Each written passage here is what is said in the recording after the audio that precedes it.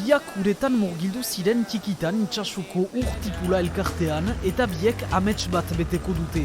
Alde batetik, Edgar Palo, 17 urteko lagisoroaga, Frantziako ekiparentzat selekzionatua, udauntan Europa eta munduko kanoe kaiak txapelketetan parte hartzeko.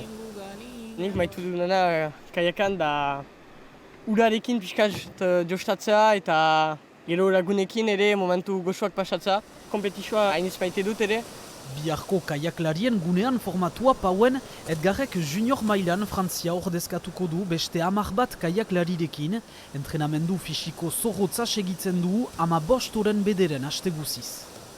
L'enjeu, c'est de former la relève et puis d'aller chercher des titres dans ces catégories d'âge, donc junior et moins de 23 ans, sachant que depuis quelques années, on est la meilleure nation en slalom. Et puis il y a un enjeu à long terme, rentrer dans l'équipe de France, dans le collectif France, pour pourquoi pas aller préparer les prochains Jeux Olympiques.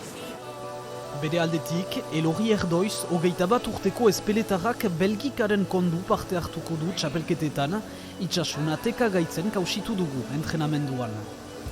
Joan izene estudioak egitera ara, eta han ez dute biziki kaiaka egiten, eta orduan neska guti zutelako proposatu didate, eta orduan aukera aukan dut Belgikarentzat laster egitea. Posibilitatea aukatea partizipatzea munduko txapelketetan amets bat da. Europako txapelketa Eslovakian iraganen da zonbait egunen buruan, munduko aldiz Agogilan Polonian, medaila batekin agian Edgar eta Elorrirentzat.